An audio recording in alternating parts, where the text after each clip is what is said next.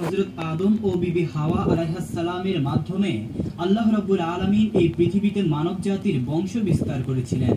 মানব বংশ বিস্তারের প্রক্রিয়াটি ছিল এই যে হযরত হাওয়া আলাইহিস সালাম প্রতি বছর দুটি করে যমজ সন্তান প্রসব করতেন। সেই সন্তানদের একটি হতো পুরুষ এবং অপরটি হতো নারী। হযরত আদম ও বিবি হাওয়ার প্রথম জোড়ার পুরুষ সন্তানটির নাম রাখা হয়েছিল কাবিল এবং কন্যা সন্তানের নাম রাখা হয়েছিল আকলিমা। দ্বিতীয় জোড়ার পুরুষ সন্তানটির নাম রাখা হয়েছিল হাবিল এবং কন্যা সন্তানের নাম রাখা হয়েছিল গাজা। কাবিলের সাথে জন্মগ্রহণকারিণী বোন আকলিমা ছিল অত্যন্ত রূপসী সুন্দরী। আল্লাহ রাব্বুল আলামিন তাকে সীমাহীন রূপ সৌন্দর্য দান করেছিলেন। পক্ষান্তরে হাবিলের সাথে জন্মগ্রহণ করা কন্যা সন্তান গাজা তেমন রূপবতী ছিল না।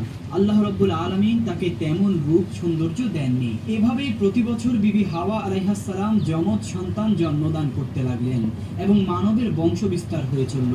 তাদের প্রথম দুই জোড়া সন্তানগুলি যখন বিয়ের বয়সে উপনীত হলেন তখন আল্লাহ রাব্বুল আলামিন একটি বিশেষ নির্দেশ নিয়ে জিবরাইল আলাইহিস সালামকে আদম আলাইহিস সালামের কাছে প্রেরণ করলেন। হযরত জিবরাইল আলাইহিস সালাম আদম আলাইহিস সালামের কাছে উপস্থিত হয়ে বললেন, হে আল্লাহর নবী আদম, আপনার প্রথম দুই জোড়া পুত্র কন্যাদের বিবাহের বয়স হয়েছে। আল্লাহ রাব্বুল আলামিনের উদ্দেশ্য হলো মানবের বংশ বিস্তার করা। অতএব আপনি তাদের মাঝে বিবাহ সংগঠিত করুন। তবে এই ক্ষেত্রে আল্লাহ রাব্বুল আলামিনের নির্দেশ ছিল একই জোড়া পুত্র ও কন্যার মধ্যে বিবাহ সংগঠিত হতে পারবে না, বরং এক জোড়ের পুত্রের সাথে অপর জোড়ের কন্যার বিবাহ হবে। সাবধান যাতে কোনোভাবেই এক জোড়ের পুত্র কন্যাদের মাঝে বিবাহ সংগঠিত না হয়। এই বলে হযরত জিবরাইল আলাইহিস সালাম বিদায় গ্রহণ করলেন।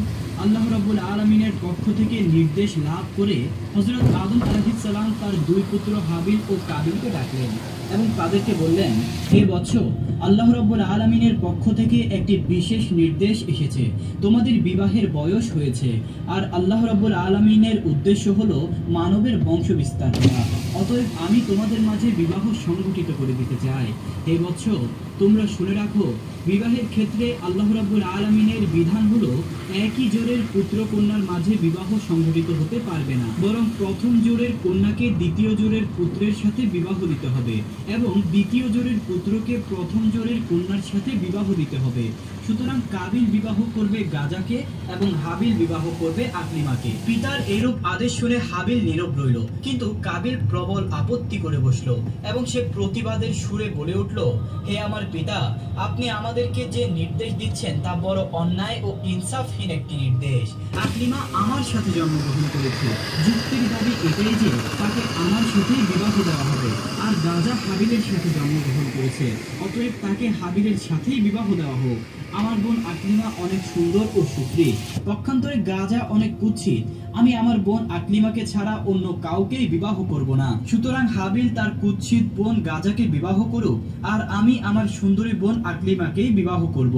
আল্লাহ তাআলা তো আমাদেরকে মায়ের গর্ভে জোড়ায় জোড়ায় সৃষ্টি করেছেন, অতএব দুনিয়ার জমিনে ভূমিষ্ঠ হবার পরে আপনি কেন এই জোড়া ভাঙতে চাচ্ছেন? এটা তো কঠিন জুলুম, অত্যাচার এবং ন্যায় নীতিহীন একটি আদেশ। হে আমার পিতা, আমার মনে হয় আপনি হাবিলকে অধিক ভালোবাসেন, তাই তার সাথে আমার সুন্দরী বোন আকলিমাকে বিবাহ দিতে চাচ্ছেন। তবে আমিও আমার পরিষ্কার সিদ্ধান্ত জানিয়ে দিচ্ছি, আমি হাবিলের সাথে আকলিমার বিবাহ কোনোভাবেই মেনে নিব না। যে করেই হোক আমার বোন আকলিমাকে আমিই বিবাহ করব। আমি আপনাকে আগেই জানিয়ে দিচ্ছি, আমাদের বিবাহ নিয়ে যদি কোনো দুর্ঘটনা সৃষ্টি হয় তাহলে তার জন্য আপনিই দায়ী থাকবেন। কাবিলের কথা শুনে আদম আলাইহিস সালাম বললেন, বৎস, তুমি হয়তো মনে করছো যে এগুলি আমার নিজের বানানো কোনো কথা, কিন্তু আমি এবার নিজে থেকে কোনো কিছুই বানিয়ে বলছি না। আমি আল্লাহ রাব্বুল আলামিনের হুকুমগুলি তোমাদেরকে শুনিয়ে দিচ্ছি মাত্র। আর তুমিও জেনে রাখো, আল্লাহ রাব্বুল আলামিনের বিধানের সামান্যতম আমি নড়চড় করব না। তার নির্দেশ অনুসারেই তোমাদের বিবাহ সংগঠিত হবে। আমি একবার তার হুকুম অমান্য করে বেহেশত থেকে দুনিয়ায় নিক্ষিপ্ত হয়েছি, আমি আর কোনোদিন তার কোনো নির্দেশ অমান্য করতে পারবো না। পুনরায় যদি আমি আমার প্রতিপালকের হুকুমের অন্যথা করি তাহলে আমার উপর কোন বিপদ আসবে তা আমি জানি না। আমি আমার প্রতিপালকের আযাব ও শাস্তি নিয়ে অত্যন্ত ভীত সন্তুষ্ট। অতএব হে বৎস, অবনত চিত্তে আল্লাহ রাব্বুল আলামিনের হুকুমকে মেনে নাও এবং তিনি যেভাবে বিবাহের ফরমান জারি করেছেন সে মতেই তোমরা বিবাহ করার জন্য প্রস্তুত হয়ে যাও। কিন্তু হযরত আদম আলাইহিস সালামের কোনো নসিহতই কাবিলের কর্ণগোচর হলো না সে তার জিদের উপরে অটল থাকলো। হযরত আদম আলাইহিস সালাম তাদেরকে বললেন, ঠিক আছে, তোমরা এখন যাও, আমি এই ব্যাপারে আল্লাহ রাব্বুল আলামিনের পরবর্তী নির্দেশের অপেক্ষা করব। অতঃপর আল্লাহ রাব্বুল আলামিনের নির্দেশ আমি তোমাদেরকে জানিয়ে দিব। এরপর হযরত আদম আলাইহিস সালাম আল্লাহ রাব্বুল আলামিনের দরবারে দোয়া করলেন, হে মাবুদ, আমার সন্তানদের বিবাহের ব্যাপারে যে ফিতনা সৃষ্টি হয়েছে তা তুমি সবকিছুই দেখছো। আমাকে এই ব্যাপারে একটি উত্তম ফয়সালা দান করুন, যাতে করে প্রত্যক্ষভাবে তারা এর একটি প্রমাণ পেতে পারে। হযরত আদম আলাইহিস সালামের দোয়ার পরিপ্রেক্ষিতে আল্লাহ রাব্বুল আলামিনের নির্দেশ নিয়ে হযরত জিবরাইল আলাইহিস সালাম তার কাছে আগমন করলেন এবং তিনি বললেন, হে আদম, আপনি আপনার পুত্রদ্বয়কে কুরবানি করার নির্দেশ দিন। তারা তাদের কুরবানি নিয়ে পাহাড়ে রেখে আসবে। অতঃপর যার কুরবানি কবুল করা হবে সেই আকলিমাকে বিবাহ করবে। আল্লাহ রাব্বুল আলামিনের পক্ষ থেকে নির্দেশ প্রাপ্ত হয়ে হযরত আদম আলাইহিস সালাম পুনরায় তার পুত্রদ্বয়কে ডাকলেন এবং তিনি তাদেরকে বললেন, হে বৎসদ্বয়, আল্লাহ রাব্বুল আলামিনের নির্দেশ হলো তোমরা দুজনেই কুরবানি করবে এবং তোমাদের কুরবানির বস্তু পাহাড়ের উপর রেখে আসবে। যার কুরবানিকে আল্লাহ রাব্বুল আলামিন কবুল করবেন সেই আকলিমাকে বিবাহ করতে পারবে। অতএব যাও, তোমরা তোমাদের কুরবানি পাহাড়ের উপর রেখে আসো। হযরত আদম আলাইহিস সালামের যুগে কুরবানির নিয়ম ছিল কুরবানির বস্তু পাহাড়ের উপর রেখে আসা হতো। আল্লাহ রাব্বুল আলামিন যার কুরবানি কবুল করতেন তার কুরবানি আগুন এসে জ্বালিয়ে দিত। আর এটাই ছিল আল্লাহ রাব্বুল আলামিনের কাছে কুরবানি কবুল হওয়ার নিদর্শন। পিতার নির্দেশ পেয়ে হাবিল ও কাবিল তাদের নিজ নিজ মাল থেকে কুরবানির বস্তু সংগ্রহের জন্য চলে গেল। কাবিল ছিল কৃষক, কৃষি কাজ করে শস্য উৎপন্ন করত। সুতরাং সে তার কৃষি পণ্যের মাধ্যমে কুরবানির সামগ্রী সংগ্রহের জন্য মনস্থির করলো। পক্ষান্তরে হাবিল ছিল একজন মেষ পালক। সে মেষ চড়িয়েই জীবিকা উপার্জন করত। তাই সে তার মেষগুলি থেকে আল্লাহ রাব্বুল আলামিনের রাস্তায় একটিকে কুরবানির জন্য মনস্থির করলো। এক্ষেত্রে সে তার সবচাইতে উত্তম ও মোটা তাজা মেষটিকে আল্লাহ রাব্বুল আলামিনের রাস্তায় কুরবানি করার জন্য ঠিক করলো। অতঃপর কাবিল ও হাবিল দুজনেই তাদের কুরবানি পাহাড়ের উপর রেখে আসলো। মুফাসসিরিনে কেরাম উল্লেখ করেছেন যে হযরত আদম আলাইহিস সালামও তাদের সাথে সেই স্থানে উপস্থিত ছিলেন। এর কিছুক্ষণ পরেই আল্লাহ রাব্বুল আলামিনের পক্ষ থেকে এক খণ্ড আগুন এসে হাবিলের কুরবানিকে জ্বালিয়ে দিল। এই দৃশ্য দেখে হাবিল অত্যন্ত খুশি ও আনন্দিত হয়ে আল্লাহ রাব্বুল আলামিনের দরবারে শুকরিয়া জ্ঞাপন করলো। পক্ষান্তরে কাবিল লজ্জায় ও অনুতাপে হিংস্র ও ক্রুদ্ধ মূর্তি ধারণ করলো। সে আদম আলাইহিস সালামকে বলল, পিতা, আপনি হাবিলকে অধিক ভালোবাসেন এবং তার জন্যই দোয়া করেছেন, তাই তার কুরবানি কবুল হয়েছে। কিন্তু আমাকে আপনি ভালোবাসেন না এবং আমার জন্য দোয়াও করেননি, তাই আমার কুরবানি কবুল হয়নি। এবং সে হাবিলকে লক্ষ্য করে বলল, হাবিল, অবশ্যই আমি তোমাকে হত্যা করব। হাবিল প্রতিউত্তরে বলল, হে ভ্রাতা, তুমি যদি আমাকে হত্যা করার জন্য তোমার হাত সম্প্রসারিত করো, আমি তোমাকে হত্যা করার জন্য আমার হাত সম্প্রসারিত করব না। আমি চাই তুমি আমার পাপ এবং তোমার পাপ বহন করো। আর কেবলমাত্র মুত্তাকিদের পক্ষ থেকেই আল্লাহ রাব্বুল আলামিন কবুল করে থাকেন। হযরত আদম আলাইহিস সালাম তাকে বললেন, বৎস, তুমি নিজের চোখে প্রত্যক্ষ করলে আল্লাহ রাব্বুল আলামিনের মর্জি ও ইচ্ছা কোনটি? আল্লাহ রাব্বুল আলামিনের মর্জি ও ইচ্ছার প্রতি সন্তুষ্ট থেকে তুমি হাবিলের সাথে সদ্ভাব বজায় রাখো এবং আল্লাহ রাব্বুল আলামিনের ফরমান অনুযায়ী বিবাহ করায় রাজি হয়ে যাও। এতে আল্লাহ রাব্বুল আলামিন অত্যন্ত খুশি হবেন এবং দুনিয়া ও আখিরাত উভয় জাহানেই তোমার কল্যাণ হবে। কিন্তু কাবিল আলামিনের পক্ষ থেকে হযরত আদম আলাইহিস সালামের কাছে নির্দেশ আসলো, হে আদম, তুমি আমার ঘর বাইতুল্লাহ জিয়ারত করার জন্য মক্কার উদ্দেশ্যে গমন করো। হযরত আদম আলাইহিস সালাম আল্লাহ রাব্বুল আলামিনের পক্ষ থেকে এই নির্দেশ লাভ করার পরে আকাশের দিকে লক্ষ্য করে তিনি বললেন, হে আকাশ, তুমি কি আমার সন্তান সন্ততিদেরকে রক্ষা করার দায়িত্ব গ্রহণ করবে?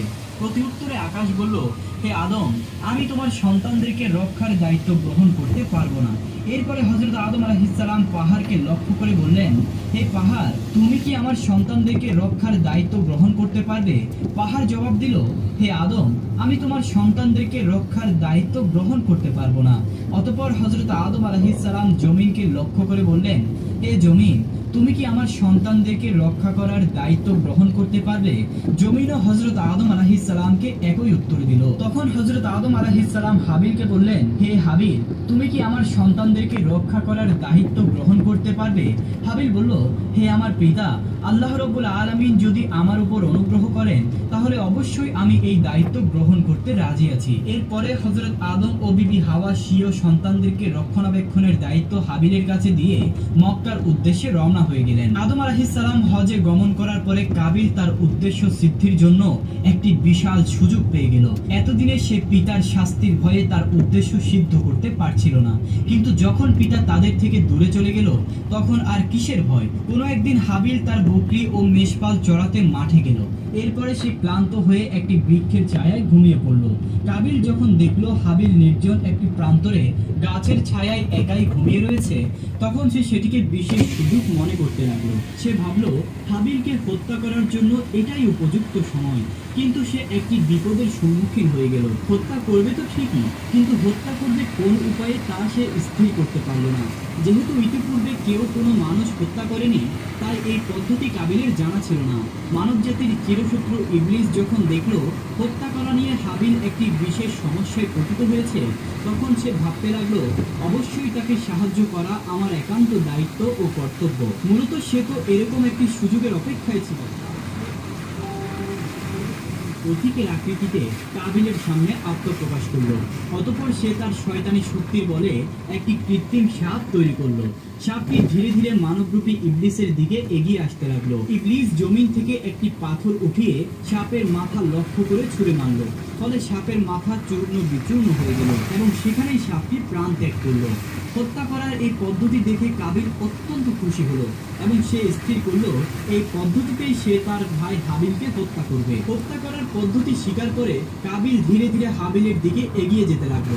যখন সে হাবিলের কাছে পৌঁছে গেল তখন সে বিরাট একটি পাথর হাতে তুলে নিল। অতঃপর সে পাথরটি ঘুমন্ত হাবিলের মাথা লক্ষ্য করে প্রচন্ড বেগে ছুঁড়ে মারল। পাথরের আঘাতে হাবিলের মাথা ফেটে চৌচির হয়ে গেল এবং সাথে সাথে সে মৃত্যুর কোলে ঢলে পড়ল।